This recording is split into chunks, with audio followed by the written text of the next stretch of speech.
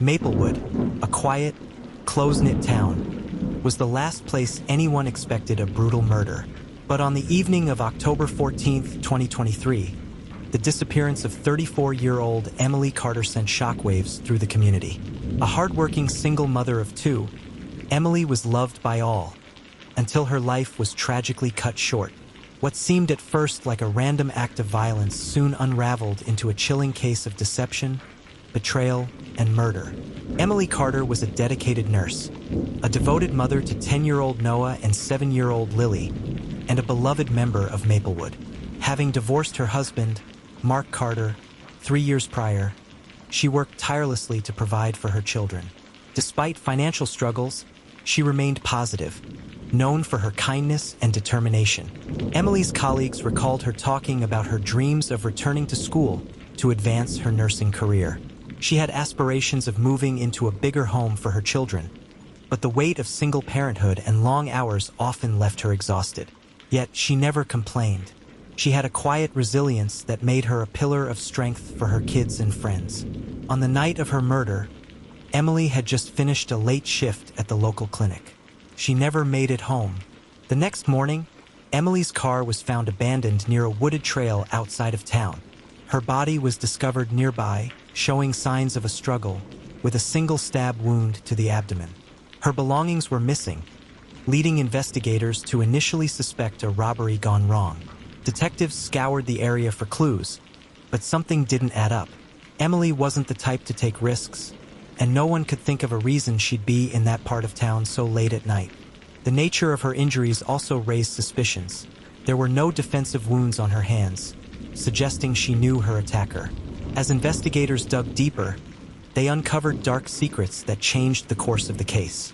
At first, police considered the possibility of a transient criminal, but a closer look at Emily's personal life revealed more alarming clues. Emily had been receiving anonymous threatening messages in the months leading up to her death, messages she had kept to herself. She had recently withdrawn a significant sum of money from her bank account, and that money was missing. Close friends recalled Emily mentioning feeling uneasy but refusing to share details. Detectives interviewed Emily's coworkers, friends, and neighbors. Most described her as kind and hardworking, but one colleague mentioned that she had confided in them about a relationship she had been involved in, a relationship she feared was becoming dangerous. Detectives turned their attention to the people closest to Emily, including her ex-husband, Mark Carter. Mark had a known temper, but he had an alibi. He was working an overnight shift at the warehouse he managed and had clocked in and out at the exact times corroborated by security footage. The case took a dramatic turn when a new suspect emerged, one no one saw coming. Phone records led investigators to Daniel Reese, a respected Maplewood businessman and a married father of 3. Emily and Daniel had been having a secret affair. According to friends, Emily had begun pressuring him to leave his wife, but Daniel was reluctant. Emily had believed Daniel when he told her he was unhappy in his marriage. She had thought their relationship would eventually become public. However, in the weeks leading up to her murder, Emily had been growing frustrated. She told a friend she was tired of the lies and secrecy. She wanted Daniel to either commit to her or end things for good.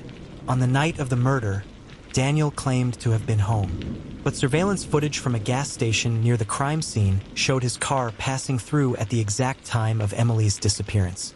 Investigators pressed Daniel's wife, Laura Reese. Under mounting pressure, she admitted Daniel had left their home for several hours that night and returned visibly shaken. Police obtained text messages between Daniel and Emily.